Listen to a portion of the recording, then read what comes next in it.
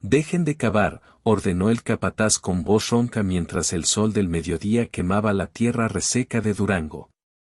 Los 5 peones detuvieron sus palas y miraron el hoyo que acababan de terminar, 3 metros de profundidad, suficiente para lo que vendría después. Uno de ellos, un muchacho de apenas 20 años llamado Silvestre, sintió que las piernas le temblaban cuando vio llegar al patrón montado en su caballo negro, arrastrando detrás una cuerda atada al tobillo de un hombre que ya no gritaba, que ya no suplicaba, que apenas respiraba. «Esto es lo que les pasa a los que me roban», gritó el hacendado para que todos los trabajadores escucharan. «Este desgraciado se llevó 2 costales de maíz para alimentar a su familia. 2 costales que me pertenecen a mí». El silencio que siguió era tan espeso que se podía cortar con machete. El hombre arrastrado, don Aurelio, había trabajado en esa hacienda durante 15 años, había perdido 2 hijos por enfermedades que el patrón se negó a tratar, y su crimen había sido llevar comida a su esposa enferma. «Échenlo adentro», ordenó el hacendado con la misma tranquilidad con la que se ordena regar las plantas. «Y el que cierre los ojos mientras lo entierran, va detrás de él». Tú estás escuchando Sombreros y Fusiles, el canal donde las historias del norte de México cobran vida. Dime desde dónde nos escuchas y si conoces alguna leyenda de tu región. Dale like al video y ahora sí, vamos a empezar con esta historia que va a hacer que se te ponga la piel de gallina. En la región de Durango, donde las montañas se levantan como gigantes dormidos y los arroyos llevan más sangre que agua en tiempos de sequía, existía una hacienda que todos conocían pero que nadie se atrevía a nombrar en voz alta. La Hacienda del Silencio, le decían en susurros, aunque su nombre real era la Providencia, un nombre irónico para un lugar donde Dios parecía haber abandonado a su suerte a los hombres. El dueño, don Ignacio Villarreal, no era un hacendado común. Era un hombre educado en Francia, que hablaba 3 idiomas, que leía a los clásicos y que coleccionaba obras de arte que valían más que la vida de 100 familias campesinas. Pero detrás de esos modales refinados y ese barniz de civilización, había algo podrido hasta la médula, una crueldad tan sistemática y calculada que parecía más propia de un demonio que de un ser humano. La historia de don Ignacio no empezó con maldad. Había heredado la hacienda de su padre, un hombre duro pero justo que había mantenido el equilibrio entre producción y humanidad. Pero cuando don Ignacio tomó el control, algo cambió. Algunos decían que fue después de que perdió una fortuna en apuestas en la Ciudad de México. Otros juraban que fue cuando su prometida lo dejó por un oficial del ejército. Lo cierto es que el hombre que regresó a Durango no era el mismo que se había ido. Había desarrollado una filosofía retorcida sobre el poder y la propiedad. Los peones no son personas, decía durante las cenas con otros terratenientes. Son herramientas que hablan. Y cuando una herramienta se rompe o funciona mal, se desecha. Punto. El primer enterramiento vivo ocurrió en 1911, cuando la revolución apenas comenzaba a rugir en otras partes del país. Un peón llamado Jacinto había intentado escapar de la hacienda después de meses sin recibir su salario. Lo atraparon a 5 kilómetros de distancia, lo trajeron de vuelta y don Ignacio ordenó algo que nadie había imaginado posible. «Caben un hoyo en el centro del patio», ordenó con la misma tranquilidad con la que se pide un vaso de agua. Cuando le preguntaron por qué, simplemente respondió: «Para enseñarles a todos qué pasa cuando alguien rompe un contrato conmigo». Jacinto fue enterrado hasta el cuello, con solo la cabeza expuesta al sol implacable del desierto. Durante 3 días lo mantuvieron así, obligando a todo el personal de la hacienda a pasar junto a él, a escuchar sus súplicas, a ver cómo la piel se le quemaba, cómo los labios se le agrietaban hasta sangrar. Como la cordura se le escapaba gota a gota como el agua que nunca llegó. Al tercer día, don Ignacio ordenó que lo sacaran. Pero Jacinto ya no era el mismo hombre. Había perdido la razón completamente. Lo soltaron en el monte como se suelta a un perro rabioso y nunca más se supo de él. Pero ese fue solo el principio. Don Ignacio había descubierto algo que lo fascinaba de manera enfermiza: el poder absoluto sobre la vida y la muerte no estaba en matar rápidamente, sino en hacer que la muerte llegara lentamente. En hacer que cada segundo de agonía sirviera como lección para los demás. Con los meses, perfeccionó su método. Ya no enterraba a la gente hasta el cuello. Eso era demasiado visible, demasiado obvio para las autoridades que ocasionalmente pasaban por la región.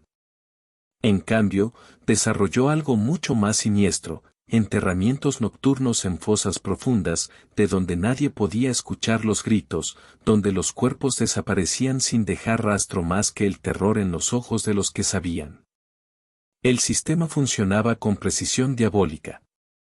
Cuando alguien cometía una falta, por mínima que fuera, robar comida para su familia, llegar tarde al trabajo, quejarse de las condiciones, mirarlo mal al patrón, don Ignacio ordenaba la excavación. Pero lo hacía de noche, en silencio, con solo sus hombres de más confianza presentes. La víctima era llevada a la fosa, atada de pies y manos, y enterrada viva. No hasta el cuello como Jacinto. Completamente. Con apenas un tubo de bambú para respirar, un tubo tan delgado que apenas dejaba pasar el aire, tan frágil que cualquier movimiento brusco de la tierra de arriba podía taparlo y convertir la agonía en asfixia inmediata. Las víctimas permanecían ahí durante horas, a veces días enteros, sintiendo el peso de la tierra sobre sus cuerpos, la claustrofobia absoluta, la oscuridad total, la certeza de que nadie vendría a salvarlos. Algunos perdían la razón antes de morir. Otros suplicaban a través del tubo con voces que apenas se escuchaban, como ecos de ultratumba. Y don Ignacio, ese demonio refinado, a veces se sentaba cerca de la fosa durante la noche, fumando su pipa francesa, escuchando los gemidos amortiguados que salían de la tierra. Como quien escucha una sinfonía particularmente satisfactoria. Cuando finalmente ordenaba que desenterraran al castigado, si es que llegaba vivo, la persona salía destruida. No físicamente, aunque eso también, sino mentalmente. Habían experimentado lo más cercano a estar muerto sin estarlo. Habían tocado el infierno con las manos. Y esa experiencia los convertía en advertencias vivientes para los demás. No hacía falta explicar qué pasaba en las fosas. Todos lo sabían. Todos lo temían. Y ese miedo era más efectivo que cualquier cadena o látigo para mantener el control absoluto. Pero don Ignacio no era solo un sádico. Era un estratega. Sabía exactamente cuándo aplicar el terror y cuándo mostrar misericordia calculada. Después de un castigo particularmente brutal, organizaba una fiesta para los peones, con comida abundante y música, como para demostrar que era un patrón generoso cuando se lo merecían. Esta dualidad confundía a la gente. ¿Era un monstruo o era un benefactor? La respuesta era que era ambas cosas, y eso lo hacía aún más peligroso porque nadie sabía cuándo iba a cambiar de cara. Los años pasaron y la Hacienda del Silencio se ganó su nombre a pulso. Ya no se escuchaban risas en los patios. Los niños habían olvidado cómo jugar con gritos de alegría. Las mujeres trabajaban en mutismo absoluto. Los hombres miraban al suelo cuando pasaba el patrón. Era como si todo el lugar estuviera bajo un hechizo de terror que nadie se atrevía a romper. Pero los secretos, por más que se entierren bajo tierra y silencio, tienen la mala costumbre de salir a la superficie. Y las historias de la providencia comenzaron a filtrarse más allá de sus límites, llevadas por comerciantes que notaban el silencio antinatural, por arrieros que veían las expresiones vacías de los trabajadores, por médicos que trataban a personas con síntomas de trauma que no podían explicar con palabras. Una de esas historias llegó a los oídos de un hombre que no conocía el significado de la palabra miedo cuando se trataba de defender a los indefensos. Francisco Villa estaba en Torreón cuando un arriero viejo, de esos que han recorrido todo el norte y que conocen cada camino y cada secreto, se le acercó en una cantina oscura. Mi general, le dijo con voz temblorosa, hay cosas que pasan en Durango que ni el diablo mismo haría. Hay un hacendado que entierra a la gente viva como si fueran semillas malditas. Y nadie hace nada porque todos le tienen miedo. Villa había escuchado muchas historias de crueldad durante la Revolución. Había visto matanzas, había presenciado torturas, había conocido la cara más oscura de la guerra. Pero algo en la voz del arriero, algo en la forma en que sus manos temblaban al contar los detalles, le dijo que esto era diferente. Esto no era violencia de guerra. Esto era sadismo puro, disfrazado de autoridad patronal. Cuéntame todo, le ordenó Villa al arriero, y no te guardes ni un detalle por más feo que sea. Lo que siguió fue un relato que heló la sangre hasta de los dorados más curtidos que estaban ahí presentes. El arriero habló de fosas cavadas en la madrugada, de tubos de bambú que sobresalían apenas de la tierra, de gritos ahogados que se escuchaban si uno se acercaba lo suficiente. Habló de don Ignacio Villarreal, el hacendado ilustrado que citaba a Voltaire mientras ordenaba enterrar vivos a hombres cuyo único crimen había sido tener hambre. Habló de un sistema de terror tan bien organizado que hasta los capitanes federales miraban hacia otro lado porque don Ignacio les pagaba sobornos generosos para mantener su silencio. Villa escuchó cada palabra con los puños cerrados y la mandíbula apretada. Cuando el arriero terminó su relato, hubo un silencio largo en la cantina. Los dorados que lo acompañaban esperaban su reacción, sabiendo que cuando Villa ponía esa expresión, alguien iba a pagar un precio muy alto por sus pecados. ¿Cuántos hombres tiene ese cabrón?, preguntó Villa finalmente. El arriero hizo cálculos mentales. Como 80 guardias bien armados, mi general. Tiene la hacienda fortificada como si fuera cuartel militar. Y algo más que debe saber, tiene conexiones con los federales. Si va para allá, es posible que le caiga encima no solo su gente, sino tropas del gobierno. Villa sonrió con esa expresión que hacía famoso en todo México, esa sonrisa que no llegaba a los ojos pero que prometía justicia sangrienta. Pues entonces vamos a tener que movernos rápido y golpear duro antes de que lleguen refuerzos. Se volteó hacia Rodolfo Fierro, su lugarteniente de más confianza. Rodolfo, prepara a 50 de los mejores muchachos. Nos vamos mañana al amanecer. Tenemos que ir a enseñarle a un hacendado la diferencia entre poder y crueldad. La cabalgata hacia la Providencia tomó 2 días completos. Villa y sus dorados se movían con la velocidad de quienes saben que cada hora cuenta. Por el camino, Villa iba en silencio, algo inusual en el que normalmente charlaba con sus hombres, contaba chistes, cantaba corridos. Pero esta vez había algo diferente. Esta vez la misión no era solo militar o estratégica. Era personal. Era moral. Era un ajuste de cuentas entre la humanidad y la bestialidad disfrazada de civilización. Llegaron a las afueras de la Providencia justo cuando el sol empezaba a bajar, pintando el cielo de colores que parecían sangre y fuego. Villa ordenó detenerse en una loma desde donde se podía ver toda la hacienda. Era impresionante, había que admitirlo. Muros altos, torres de vigilancia, establos que parecían más grandes que iglesias. Don Ignacio había convertido su propiedad en fortaleza. Pero las fortalezas siempre tienen puntos débiles, y Villa había pasado años aprendiendo a encontrarlos. Antes de atacar, necesito información, les dijo Villa a sus hombres. Necesito saber dónde están esas fosas, cuántos guardias hay en cada turno, por dónde entra el agua, dónde duermen los peones. Rodolfo, tú y 2 muchachos van a bajar disfrazados de arrieros. Hablen con la gente del pueblo cercano. Averigüen todo lo que puedan sin levantar sospechas. Si te está gustando esta historia y querés saber cómo terminó todo, déjame un comentario diciendo desde donde nos estás escuchando. Y no te olvides de suscribirte al canal para no perderte las próximas historias del norte.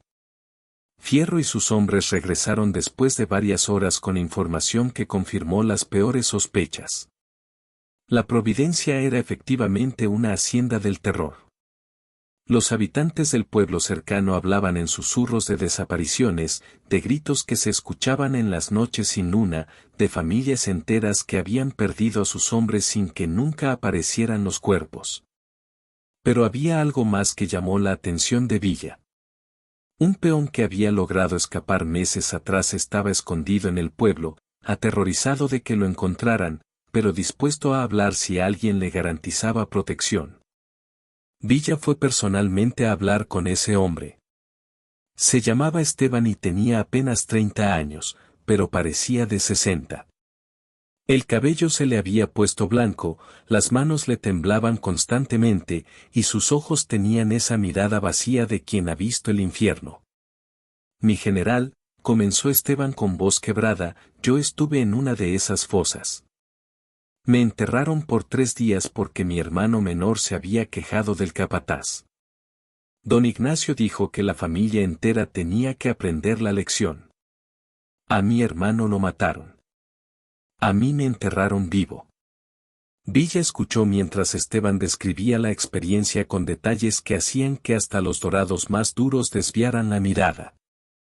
Habló de la oscuridad absoluta, del peso de la tierra sobre el pecho que hacía imposible respirar profundo, del tubo de bambú que era su única conexión con el mundo de los vivos. Tan delgado que tenía que succionar el aire con todas sus fuerzas. Habló de los insectos que se metían por el tubo, de las hormigas que lo picaban bajo tierra, de la certeza de que iba a morir ahí, enterrado como animal. Pero lo peor, continuó Esteban, no era el dolor físico, mi general. Lo peor era escuchar a don Ignacio caminando sobre la tierra encima de mí, fumando su pipa, hablando con sus amigos como si nada. A veces se detenía justo sobre donde yo estaba y golpeaba el suelo con el bastón, solo para recordarme que estaba ahí, que podía dejarme morir en cualquier momento. Esos 3 días se sintieron como 3 años de estar en el infierno. Villa sintió que la rabia le subía por el pecho como lava hirviendo. Este tipo de crueldad iba más allá de cualquier cosa que hubiera visto. No era violencia revolucionaria, no era brutalidad de guerra, era tortura sistemática por placer, era el ejercicio del poder más absoluto sobre víctimas completamente indefensas. ¿Dónde están esas fosas?, le preguntó Villa a Esteban. El hombre sacó un papel arrugado y dibujó un mapa tembloroso pero detallado. Aquí, señaló con el dedo, en el sector norte de la hacienda. Hay como 5 fosas permanentes, las mantienen listas todo el tiempo. Y aquí, señaló otro punto, está donde don Ignacio duerme. Segundo piso, ventana que da al este.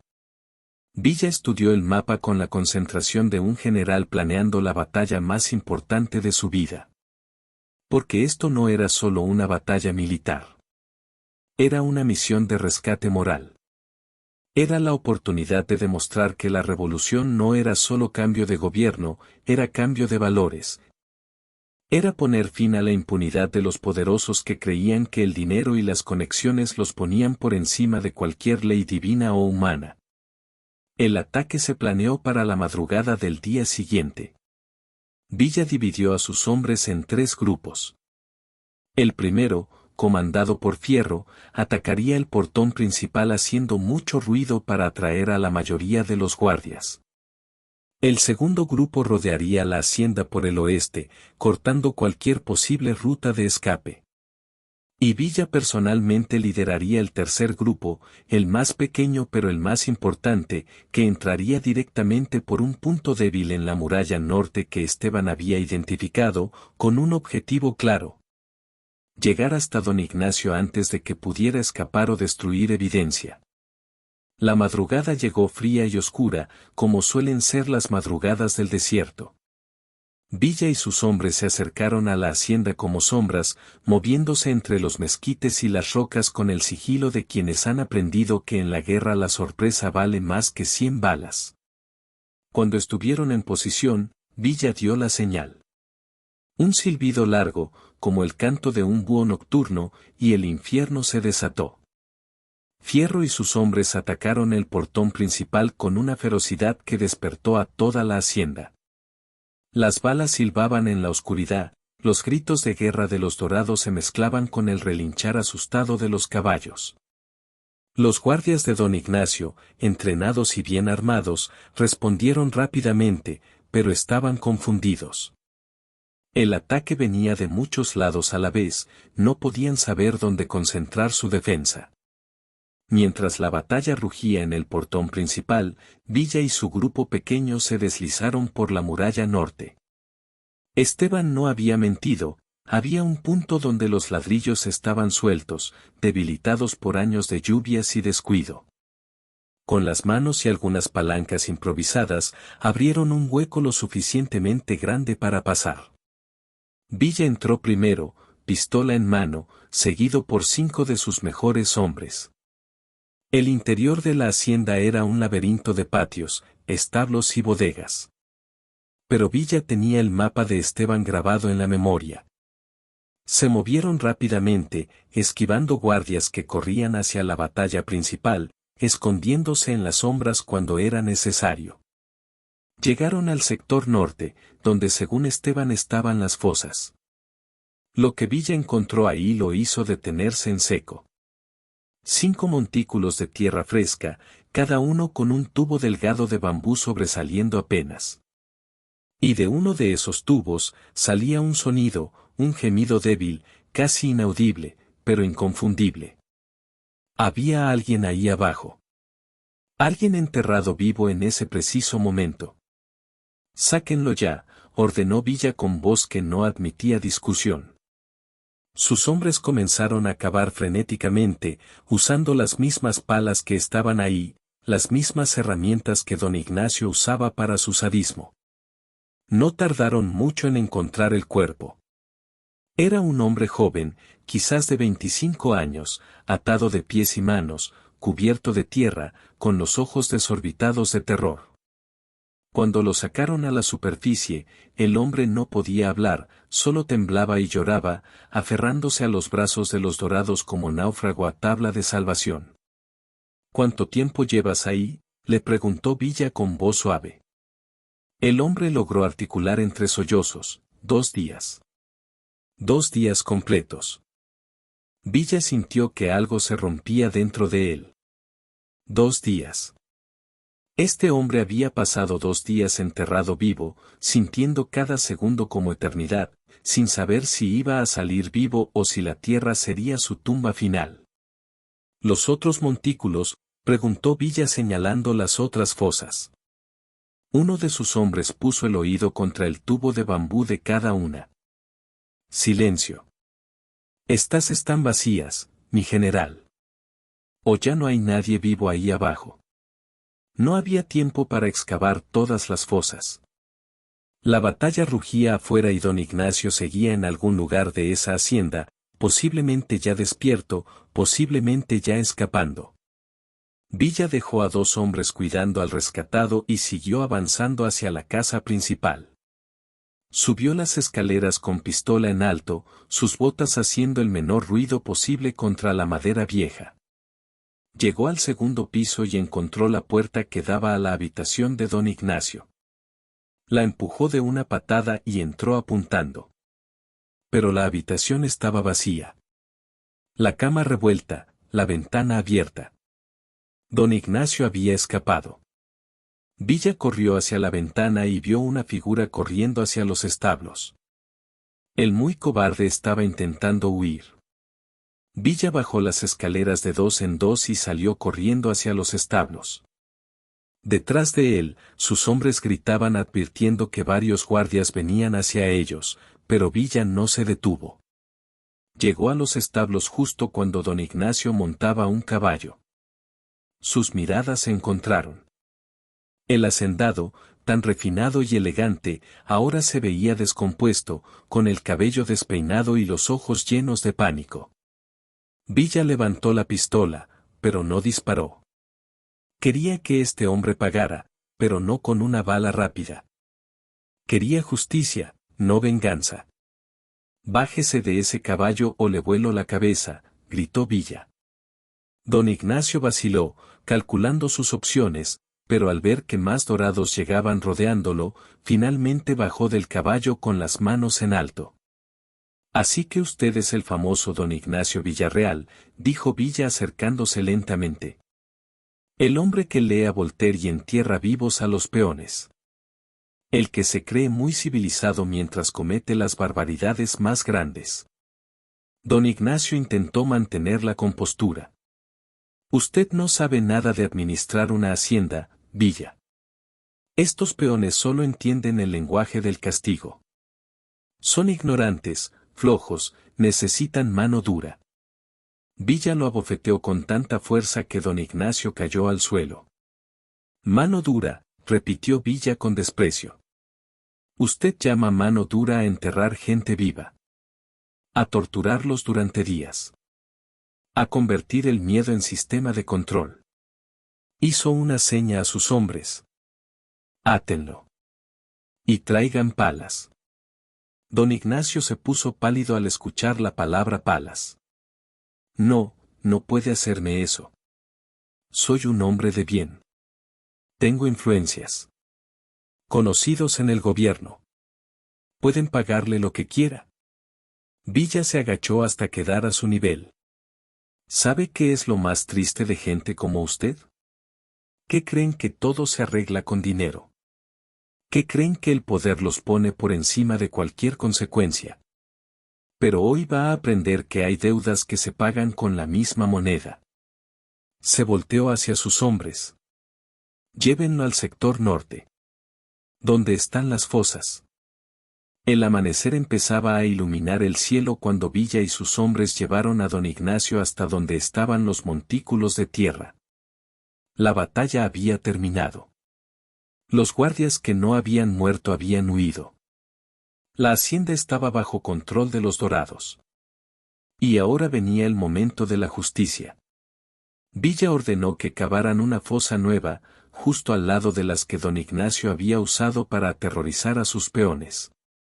El hacendado suplicaba, lloraba, ofrecía fortunas, prometía cambiar, juraba que nunca más lo haría. Pero sus palabras caían en oídos sordos. Cuando la fosa estuvo lista, Villa ordenó que lo bajaran. Don Ignacio luchó, pataleó, gritó, pero era inútil.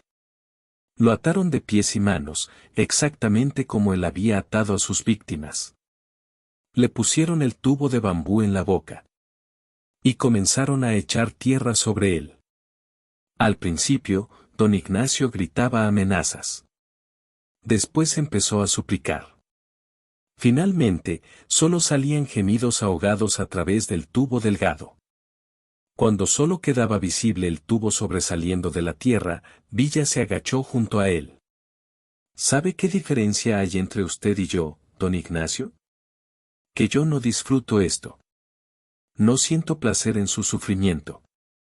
Pero usted necesita sentir exactamente lo que sintieron esas personas a las que enterró. Necesita entender el terror, la claustrofobia, la desesperación de saber que su vida depende de un tubo que puede taparse en cualquier momento. Villa se levantó y miró hacia el horizonte, donde el sol ya había salido completamente. No lo vamos a dejar morir ahí. No somos como usted. Pero sí va a pasar el tiempo suficiente para que entienda lo que hizo. Le ordenó a Fierro que pusiera guardias vigilando la fosa. 3 horas, ordenó Villa. 3 horas es suficiente para que aprenda la lección. Si se tapa el tubo, lo destapan. Pero que sienta cada minuto de esos 180 minutos como si fueran años. Las 3 horas pasaron como siglos para don Ignacio. Villa lo sabía porque él mismo se quedó ahí, sentado en una roca cercana, fumando sin placer, pensando en todas las víctimas que había habido en ese lugar. Cuando finalmente ordenó que lo sacaran, don Ignacio salió destruido. Había perdido el control de sus esfínteres, temblaba como hoja en viento, sus ojos tenían esa mirada vacía de quien ha tocado la locura. Lo sentaron en el suelo y Villa se puso frente a él. Ahora escúcheme bien. Usted va a vivir. Pero no va a vivir aquí. Esta hacienda ahora pertenece a los peones que trabajaron en ella. Usted va a firmar todos los documentos necesarios para transferir la propiedad. Y después se va a ir de Durango y no va a regresar nunca. Si lo vuelvo a ver por estos rumbos, no va a haber segunda oportunidad. ¿Quedó claro? Don Ignacio solo pudo asentir, incapaz de articular palabra. Esa misma tarde, Villa reunió a todos los peones de la hacienda en el patio principal. Les explicó lo que había pasado, les mostró los documentos de transferencia que don Ignacio había firmado con mano temblorosa, y les dio las llaves de su propia libertad. Esta tierra ahora es de ustedes. Organícense, trabajen juntos, defiéndanla. Y nunca más dejen que alguien los trate como si no fueran personas. Antes de irse, Villa ordenó que llenaran todas las fosas, que las cubrieran completamente, que plantaran árboles sobre ellas para que la tierra volviera a ser tierra y no tumba. Ordenó también que se construyera un monumento simple, una cruz de madera con los nombres de todas las víctimas conocidas de don Ignacio Villarreal. Para que nunca se olvide lo que pasó aquí, dijo. Y para que nunca vuelva a pasar. Cuando Villa y sus dorados se preparaban para partir, Esteban se acercó con lágrimas en los ojos. Mi general, le dijo con voz quebrada, usted me devolvió la vida. No solo la mía, la de todos nosotros. Villa le puso una mano en el hombro. Hermano, yo solo hice lo que tenía que hacerse. Ahora ustedes tienen que hacer lo suyo, vivir con dignidad, trabajar con orgullo, y asegurarse de que sus hijos nunca conozcan el miedo que ustedes conocieron. La columna de dorado se alejó de la Providencia, ahora rebautizada por los peones como la Esperanza, levantando polvo en el camino del desierto. Villa cabalgaba en silencio, con esa expresión pensativa que ponía después de las batallas más difíciles. Esta vez no había sido una victoria militar tradicional. No habían capturado armamento importante, no habían derrotado a un ejército federal, no habían tomado una plaza estratégica. Pero habían hecho algo más importante, habían devuelto la dignidad a un pueblo entero que la había perdido bajo el peso del terror. Fierro cabalgaba a su lado, limpiando su pistola con un trapo viejo. Mi general, dijo finalmente rompiendo el silencio. ¿Cree que ese cabrón de Villarreal realmente aprendió la lección? Villa miró hacia atrás, hacia la hacienda que ya desaparecía en la distancia. No lo sé, Rodolfo. Hay hombres que nacieron sin alma y que nunca van a entender lo que está bien o está mal. Pero al menos ahora sabe que hay consecuencias. Que el poder no es eterno. Que tarde o temprano, todo se paga. Los días siguientes, mientras la columna avanzaba hacia su próximo destino, las historias de lo que había pasado en La Esperanza comenzaron a extenderse por todo Durango. Los arrieros las llevaban de pueblo en pueblo, los comerciantes las contaban en las cantinas, los peones que habían sido liberados las compartían con cualquiera que quisiera escuchar. Y con cada repetición, la historia crecía, se adornaba, se convertía en leyenda. Decían que Villa había enterrado a don Ignacio hasta que se volvió loco. Otros juraban que lo había ejecutado personalmente. Algunos afirmaban que había repartido todo el oro de la hacienda entre los pobres. La verdad, como siempre, era más compleja y más simple al mismo tiempo. Villa había hecho justicia a su manera, con la dureza necesaria para que el mensaje fuera claro, pero con la compasión suficiente para no convertirse en el mismo monstruo que había ido a combatir. Porque esa era la línea delgada que siempre trataba de no cruzar, la diferencia entre justicia y venganza, entre castigo y sadismo, entre hacer lo necesario y disfrutar el sufrimiento ajeno. 3 semanas después del incidente en La Esperanza, Villa recibió noticias que lo hicieron sonreír. Los peones habían organizado una cooperativa, habían elegido representantes democráticamente, habían comenzado a trabajar la tierra con un entusiasmo que nunca habían mostrado bajo don Ignacio. La primera cosecha después de la liberación había sido la más abundante en años. No porque la tierra hubiera cambiado, sino porque los hombres que la trabajaban ahora lo hacían para sí mismos, no para un patrón que los veía como herramientas desechables. También llegaron noticias de don Ignacio Villarreal.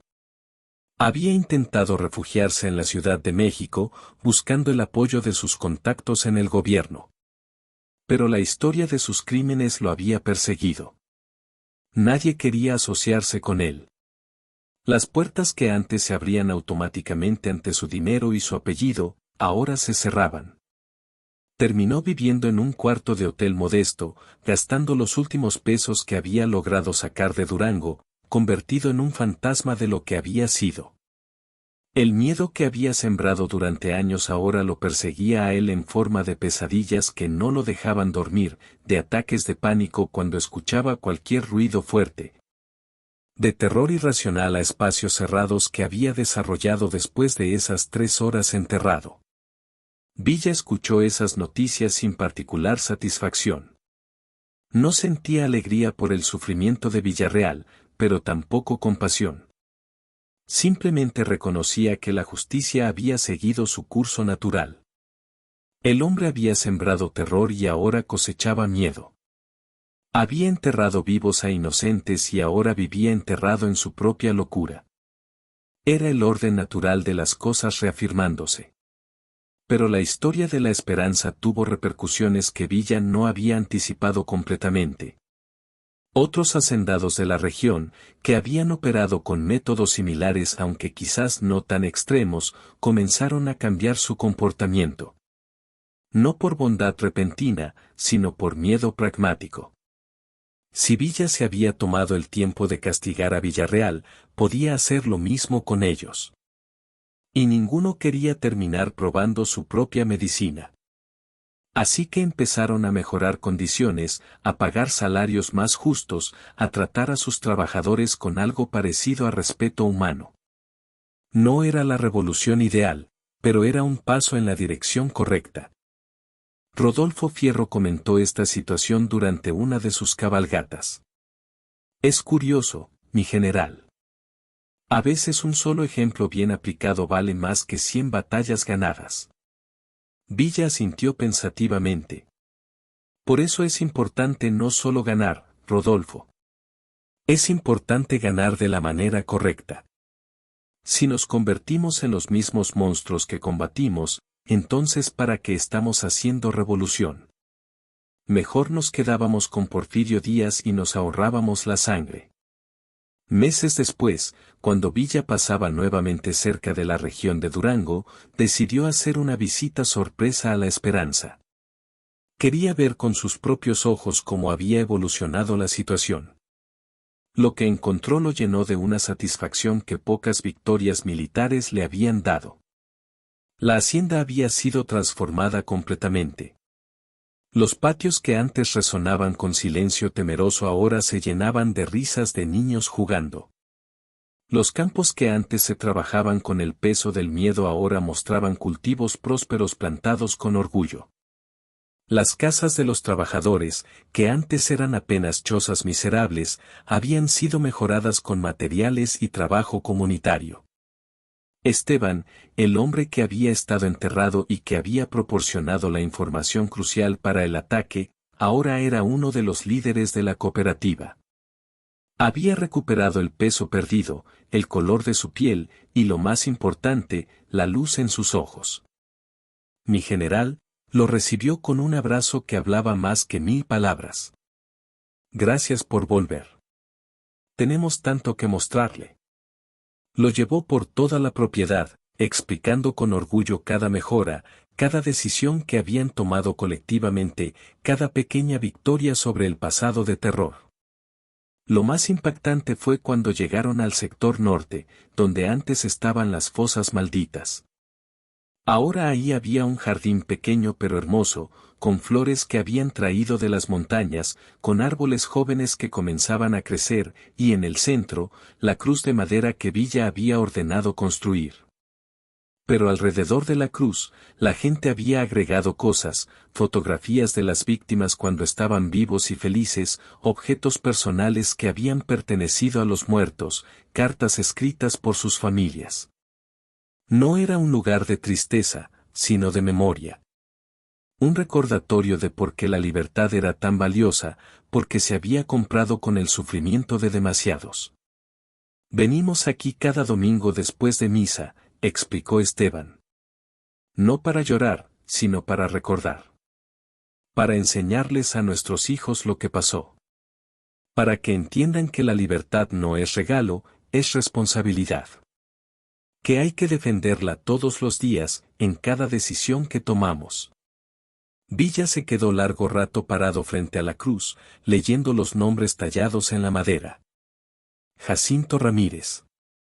Aurelio Sandoval. Miguel Hernández. Tomás Villegas. Cada nombre era una vida destruida por la crueldad de un solo hombre. Cada nombre era una razón por la que la revolución tenía que continuar. Esa noche, la Comunidad de la Esperanza organizó una celebración en honor de Villa y sus dorados. No era una fiesta lujosa con la ostentación que habría caracterizado los eventos de don Ignacio. Era algo más genuino, comida simple pero abundante, música tocada con guitarras viejas pero afinadas con cariño, baile que surgía de alegría real y no de obligación forzada.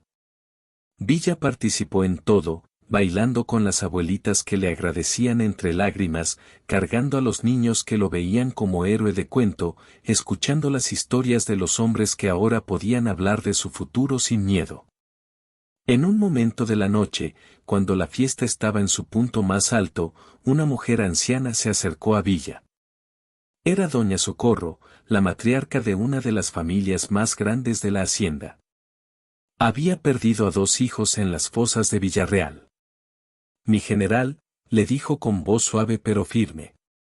Yo era de las que pensaban que la venganza era lo único que me iba a dar paz. Cuando usted llegó ese día, yo quería que matara a don Ignacio de la forma más dolorosa posible. Pero ahora entiendo que usted hizo algo mejor. Le enseñó que sus víctimas eran más fuertes que él. Que podíamos sobrevivir y prosperar sin él. Que su poder era una ilusión. Ella tomó las manos de Villa entre las suyas, arrugadas por años de trabajo duro. Gracias por no convertirse en el monstruo para vencer al monstruo. Esas palabras se quedaron con Villa durante mucho tiempo. Porque tocaban algo que él mismo había pensado muchas veces en las noches de insomnio, cuando revisaba mentalmente las decisiones que había tomado, las órdenes que había dado, las vidas que había terminado. La revolución estaba llena de violencia necesaria, pero había una línea entre violencia necesaria y crueldad innecesaria. Y mantener esa línea clara, no cruzarla nunca por rabia o por placer, era lo que separaba a los revolucionarios de los tiranos. Era una línea que don Ignacio había cruzado hace mucho tiempo y que había pagado el precio por cruzarla. Cuando Villa y sus hombres finalmente se prepararon para partir de la Esperanza a la mañana siguiente, toda la comunidad salió a despedirlos. No con lágrimas de tristeza, sino con sonrisas de gratitud y promesas de que nunca olvidarían lo que él había hecho por ellos. Esteban le entregó un regalo, una pequeña bolsa de cuero con tierra de la hacienda. Para que recuerde, le dijo, que a veces la mejor victoria no es la que se gana con balas, sino la que se gana devolviendo la dignidad a quien la había perdido. Villa guardó la bolsa en su morral y montó en 7 leguas. Mientras la columna se alejaba, se volteó una última vez para ver la Esperanza. El sol de la mañana iluminaba los campos verdes, el humo subía pacíficamente de las chimeneas, los niños corrían libres por los patios. Era una imagen que contrastaba brutalmente con el lugar de terror que había sido apenas meses atrás. Y esa imagen le recordó por qué seguía peleando, a pesar del cansancio, a pesar de las heridas, a pesar de las dudas que a veces lo asaltaban en la oscuridad de la noche. Las historias de lo que había pasado en la Esperanza siguieron extendiéndose, creciendo, convirtiéndose en leyenda. Algunos detalles se exageraron, otros se olvidaron, pero el mensaje central permanecía intacto. Pancho Villa no toleraba la crueldad contra los indefensos, y los que abusaban de su poder eventualmente pagaban el precio. Era un mensaje simple pero poderoso, que llegaba a cada rincón del norte de México, que se contaba en cantinas y plazas, que se convertía en corrido que los músicos ambulantes cantaban de pueblo en pueblo. Y don Ignacio Villarreal, el hombre que una vez se había creído intocable, que había pensado que su educación europea y sus conexiones lo ponían por encima de las leyes humanas y divinas, terminó sus días como advertencia viviente de que no hay poder tan grande que no pueda ser derribado, no hay crueldad tan escondida que no pueda ser expuesta. No hay tirano tan fuerte que no pueda ser vencido por la voluntad colectiva de un pueblo que decide que ya fue suficiente. Murió años después, solo y olvidado, en un cuarto de hotel barato en Veracruz, perseguido hasta su último aliento por las pesadillas de los hombres que había enterrado vivos. Pero la Esperanza, la hacienda que había sido su reino de terror, vivió para contar una historia diferente. La historia de cómo un pueblo quebrado se levantó, de cómo la dignidad robada fue recuperada, de cómo la justicia, aunque llegó tarde, finalmente llegó. Y en el centro de ese pueblo, el jardín sobre las antiguas fosas siguió creciendo, con flores que brotaban de la tierra que una vez había sido tumba, con árboles que daban sombra donde antes solo había miedo. Con niños que jugaban sin saber que bajo sus pies había estado el infierno, porque sus padres habían decidido que el futuro sería más fuerte que el pasado. Si llegaste hasta acá y querés seguir conociendo más historias verdaderas del norte de México, suscríbete a Sombreros y Fusiles. Nos vemos en la próxima.